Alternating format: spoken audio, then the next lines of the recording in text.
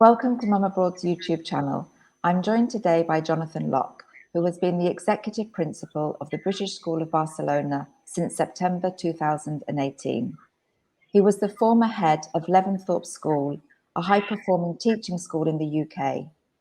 John has significant experience in leading school communities through change and innovation.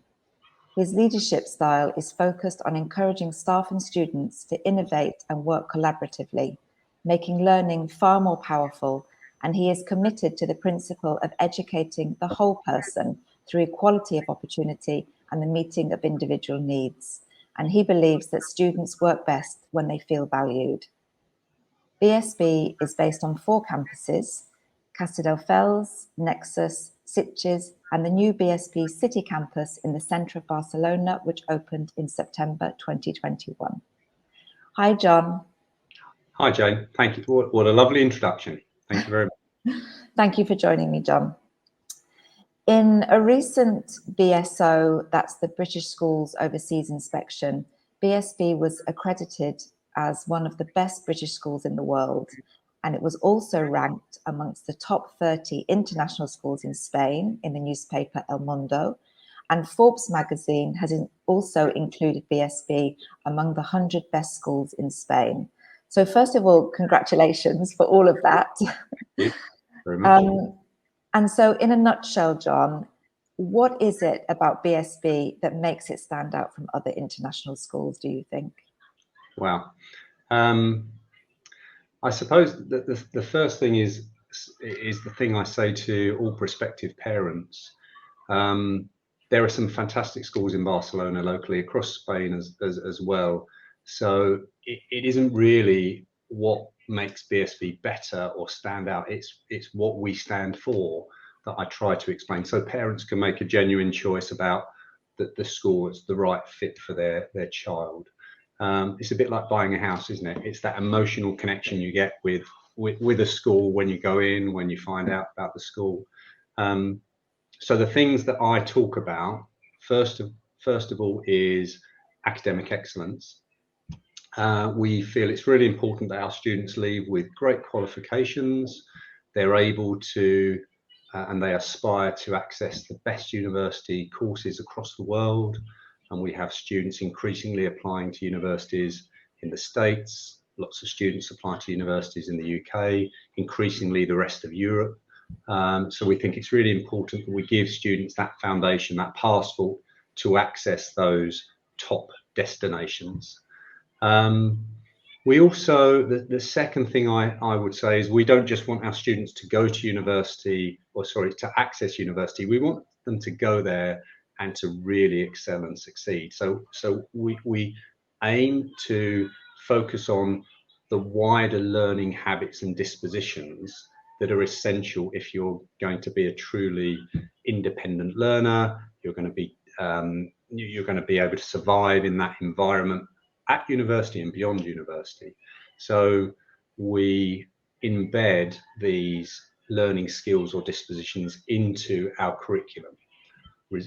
We encourage students to be resourceful, resilient, to be curious, to think deeply. All those kind of wider skills are something that we focused on for the past 3 years. And we're really seeing our BSB graduates leave as really rounded individuals as a consequence. The third thing that I always say is that we try to, as far as possible, give students agency over their learning. So we give them a say and a stake in what they're doing as much as possible. So that genuinely starts in early years, where we have students embarking on play-based inquiry learning, where they determine what they do, carefully guided by teachers, but they, broadly speaking, determine what they do from activity to activity. We then, in primary school, have a project-based approach. So all of our students engage in these long-term projects where they ask themselves the questions, they decide what they're curious about, what they want to find out about, and this interdisciplinary learning project kind of brings everything together and helps us focus on those wider skills that I talked about. In I think it was 3 years ago, we introduced an element of that project-based learning in the secondary school, which was an alien concept at BSB. So about 25% of our year 7 and 8 students' curriculum is made up of the independent learning project, where they will work on a project for a whole term, which will incorporate art and ICT and Catalan and English, and help them to develop team working skills, project management skills, all those wider skills. And then in year 8, we accelerate the options process. So we give our students an opportunity to choose about probably 30 to 40% of their curriculum choice to study in year 9, and then they find that down to their GCSE options in year 10 and 11. So right through the school, we have created a curriculum that gives students an opportunity to determine what they study, how they study it, and it's a really simple concept. If they're doing more of what engages them and what they enjoy, they will be more engaged, they will enjoy themselves, they will achieve better, they'll be happy in the process. So it really isn't rocket science, but behind the scenes, there's a lot of deep thinking that's gone into to make sure we have that individual student approach to our curriculum. So it's academic excellence has to start with that. That's a given. These wider learning skills and habits which are interwoven into the curriculum, and then it's this student agency, student individuality that we really try and focus on. So does that make sense? Does that kind of... Absolutely. Yeah. Okay, fantastic. It does. And also, I noticed that your website states that BSB has an embedded culture of well-being and support, which of course is essential for students. So what does that mean for children and adolescents in their day-to-day life at school?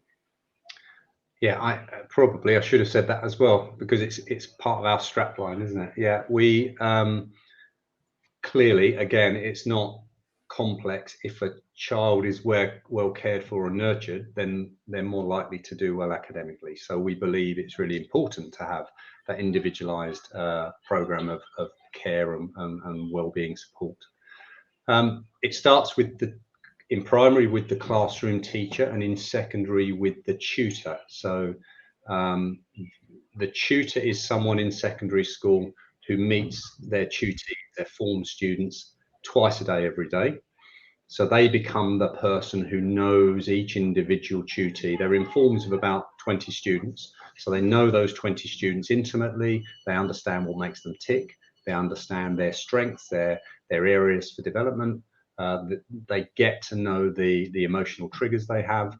And the same is true in primary school. More naturally, I would have said, we've had to build that into our secondary provision.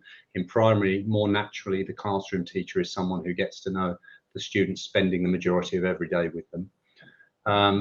That team reports to a pastoral support team comprising heads of year, directors of personal development, the person who oversees safeguarding for our students, and that team support those tutors where they need support. So there will be a weekly student support meeting where any individual students who need support are discussed, and those individual cases are discussed, and we work out whether we need to put a bespoke pastoral support plan in place for any of those students.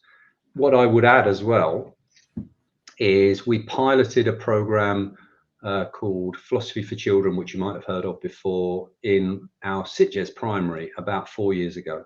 It was incredibly successful. Effectively, we trained the teachers to train the students in engaging in discussion and debate in a very structured and formal way. And the students, and this was in a primary school, the students have a weekly theme that they discuss. It could be issues of sexuality, relationships, substance abuse. Recently, it was about the Ukrainian war and how and how the students were coping, because we have quite a mixed audience within our student body. And that was so successful that we've rolled it out across the whole school. So every single student at BSB takes part in these weekly philosophy sessions, 40-minute sessions, and they develop great skills of empathy, mutual respect. They support each other as a consequence, and I think that's a really great mechanism for the students being self-sufficient in their well-being and mental health management and managing their emotions, if that makes sense. So that's probably it, although we do care. You know, I know it sounds really probably oversimplistic and a bit cheesy, but we love our students, we care about them deeply, and that's one of our criteria for selecting really good teachers for BSB. They need to love students and care about them. So it's the way we do things around here, if you like. John, one of the values of the school is excellence in education, as you mentioned briefly earlier. What is an excellent education nowadays, do you think? And how would you say BSB provides an excellent education for its students? Really good question. I think people see or read that question or hear that question as in their own way as they wish. We do have parents who believe an excellence in education is about high academic standards, probably full stop, and so we have to deliver that, and we do deliver that. Our students do really well, but there are others who want more, and I think those wider learning skills that I've talked about, and I won't talk about again, is a really important element.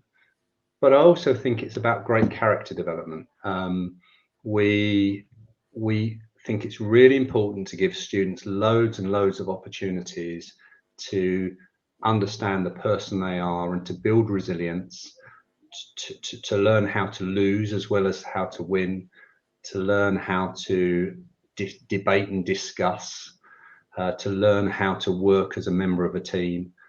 So we have loads of trips, we have sports competitions, we've established a really good house system relatively quickly, actually, in the past couple of years, but we have a wonderful program of house competitions, music, drama, debating, chess, as well as all the traditional sports competitions, etc. And I think they're the kind of life lessons that children learn, which will set them up to be really successful in life. So I think that character development is really, really important as well. Finally, I think it's about a school which understands that education is constantly evolving and moving and needs to evolve and move so that it meets the future challenges that the world is presenting. You know, we've been through this period, the last 2 years, of so much change, unprecedented. I've used that word so many times in speeches, unprecedented change. It shows how important that we've got children and we develop young adults who are adaptable and able and resilient and able to manage that change. So our education model needs to constantly evolve and change to meet those needs. So we have a mindset that we can always improve what we do, especially in the classroom. So that's my mantra, if you like. So what we've done for the past 5 years might not be fit for purpose for the next 5 years. So I think excellent education includes that constant seeking to change and to evolve and to develop. I think that's really important. You can have the best curriculum in the world, and it does sound like you have a great curriculum at the school, and you can have good intentions, but if you don't have good teachers, then students aren't going to benefit. So what qualities do you look for in your teaching staff? That's a really good question as well. And it's been tough since Brexit. I can tell you that has been it has made more people reluctant to leave the UK and come to Europe, which is really a shame. But I won't get political. Because of that need to evolve the curriculum, the first thing is having people that love learning themselves. So we want people who are reflective practitioners who buy into that mantra, we can always improve what we do, especially in the classroom. So people who want to themselves learn about pedagogy, to learn how to improve what they do, how to develop better engaging activities for their children. So I think that's really important. People who don't think they've got it nailed, who actually understand that great teaching is constantly changing. The second thing is people who have a growth mindset. We believe in the growth mindset. We believe that every one of our students has infinite potential, and we need staff who share that. So we want people who will go the extra mile for every one of their students, who will believe in every single student and not give up on any students. So that growth mindset is something till it became fashionable 10 years ago. I think I recognised that I inherently believed in that, but now we've got a language and a load of research that demonstrates the importance of it, and we want our staff to believe that. And the final thing is love and passion. We want people who love their job, who love teaching, who love the interaction with children. That's when I come alive, when I'm coaching some students or when I'm giving an assembly and getting some interaction from the students. I love that interaction because they're like sponges and they want to learn and they're curious and they're eager, and we want teachers who believe in that. And if they are passionate about what they do, that passion transmits to the students, and the students will love their lessons and their learning. So it's that belief that they can always improve what they do. It's a growth mindset, believing in every individual student, and it's that love and passion for what they do. I think, and you can tell that when you meet someone, when you in a good interview, when you ask, which is all online now. All of our interviews are online, which is a shame, but it's the new way of working, isn't it? But that's what we want people to prove to us, that that's going to be their approach at BSB. Perhaps we can talk very briefly, John, about BSB Nexus. That's your pre-university campus. Yeah, sure. I started, as you said, 4 years ago, and it was a building site. So Nexus hadn't quite opened when I was appointed at BSB. So I wasn't part of the planning of Nexus. However, it was a really good example of engagement of all the stakeholders. So the students who were going to be educated in that building, the staff, parents were all consulted in how that happened. And the overarching principle was they wanted this bridge between school and university. So they wanted a pre-university experience. So there's no uniform. That was the first thing that the students voted for. They have freedom about where they have lunch. They have fantastic self-study facilities. So the whole of the basement level is, you have to see it to believe it, but there are lots of different kind of areas that the students can go to work in their study periods, their free periods. They're very modern facilities. It's linked to our new STEM facilities, which are literally across the road, which we've built predominantly for science, but to again be this kind of bridge between school science, secondary school science, and university research lab facilities. So again, it's designed with an enormous practical area and then these separate breakout spaces. So when you go in there, if there are A-level lessons taking place or IB lessons taking place, you'll see a teacher in a class with a few students and then some other students working independently in the lab space. And you might see some physics students, some biology students and some chemistry students all doing different experiments overseen by the science technician. So the whole concept is trying to get students ready for that experience of going to university and being able to embrace the extra independence they'll have, and cope and thrive in that environment. So there's the only thing I would add is it isn't just about the buildings. Obviously, it's about the people and the provision we have. And we offer, I talked about those individualized pathways. We offer IB and A level and access to PCE exams, so students can access Spanish universities as well using the PCEs. So that's a very free choice that students have. We offer the full range of A level and IB options because we have quite a big sixth form. We've got somewhere in the region of 280 students in Nexus in the sixth form. So that gives us the breadth or the scale to offer the breadth of curriculum choice. And we also have a fantastic futures program for our children. So we have a dedicated futures advisor. We run futures festivals where alumni come in, or high profile local scientists or business people or solicitors come in and give speeches and talks to the students to prepare them for the decisions they're going to have to make when they want to apply for university.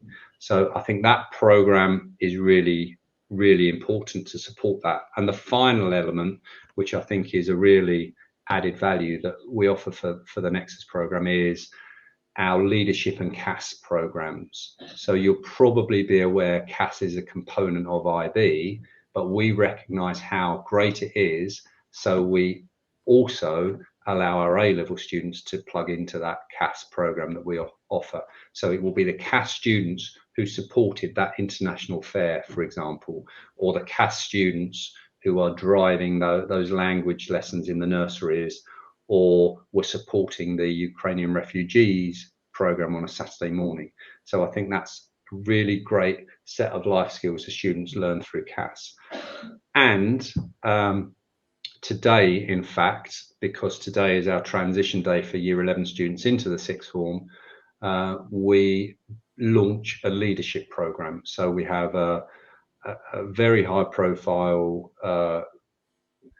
guest leadership mentor, a guy called Ben Walden from the UK, and we give the students an opportunity to embark on a leadership program throughout Year 12.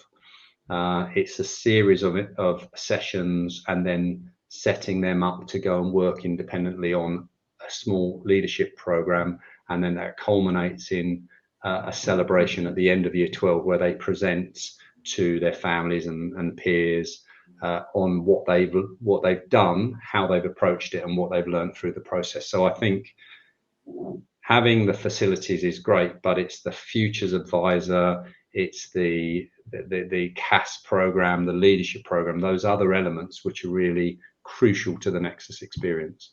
And it's excellent. I've worked in some really good schools with really good sixth forms. I think our program in its entirety is up there, honestly, genuinely. Yeah, I think it sounds like you have some great opportunities there for 16 to 18-year-olds. I have teenagers myself, and my oldest has just finished the IB Diploma program, so I can really appreciate what you're saying about the importance of certain things. Yeah. And bringing CAS into other curriculums as well. I think it's a great idea. Yeah. The same with we run the extended project for A-level students because they don't have to do the extended essay. So we feel that's a great component of the IB. There are some students for whom A-levels are the right course. So supplementing it with things like CAS or with the extended project really makes it more rounded, I think, like the IB definitely is. Sure, because they're learning skills that they can take to any university in any country, aren't they? Wherever they move on to afterwards. Finally, John, can we talk briefly about BSB City Campus? That's for early years and primary, that was opened in Barcelona in September 2021.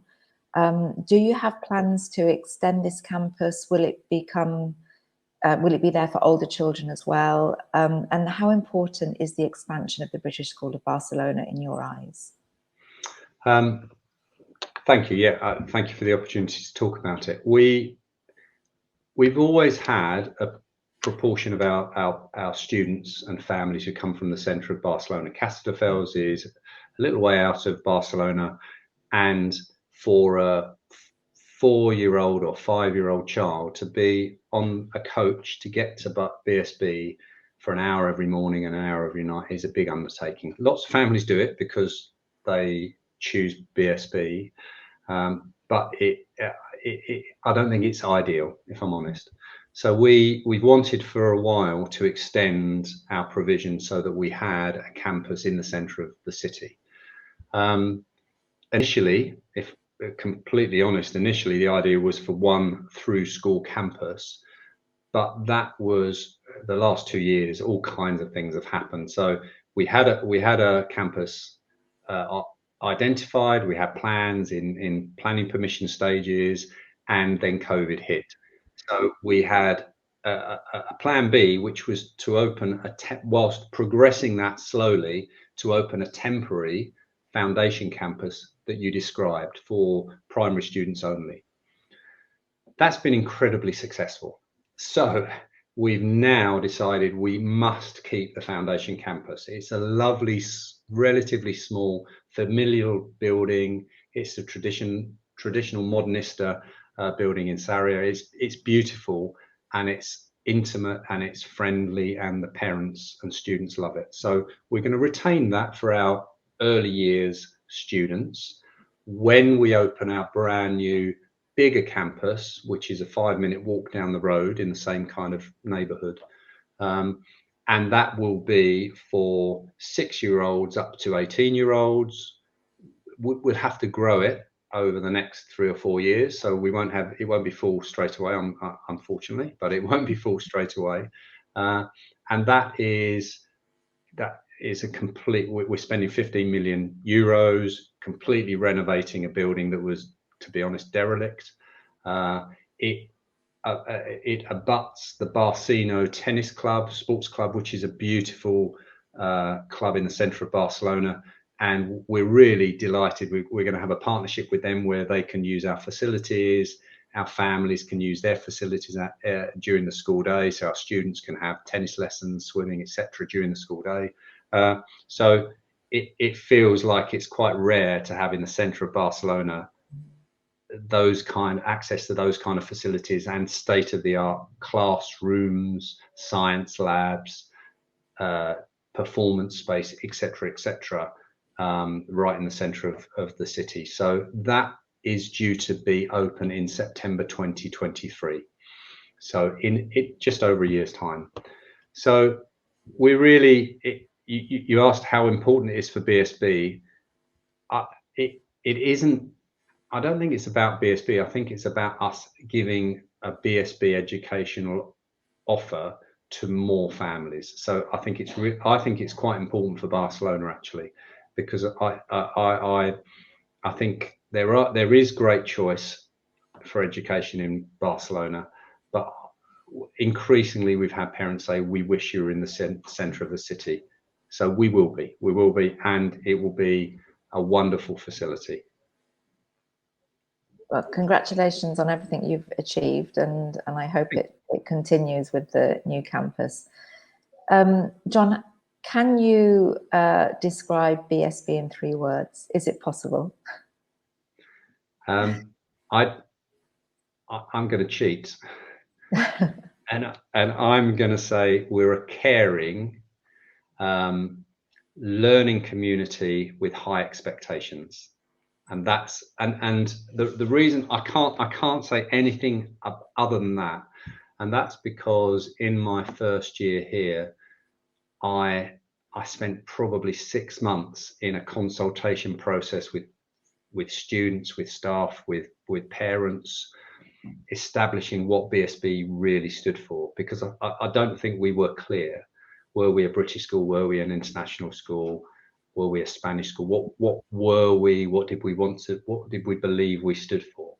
And that that strap line, a caring learning community with high expectations, came out of all of that 6 months of consultation. So genuinely, that's what our parents, our students, and our staff believe we stand for. So I know that's a bit of a cheat, but is that fair enough?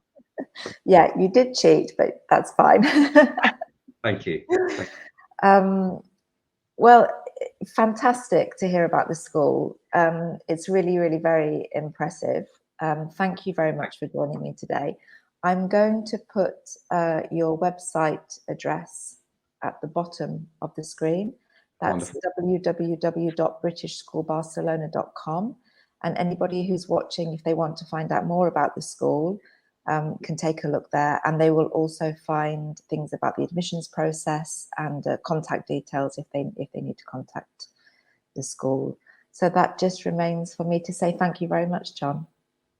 Thank you for asking some good questions that really allowed me to talk about the school that clearly I'm really passionate about. So thank you ever so much, Jane.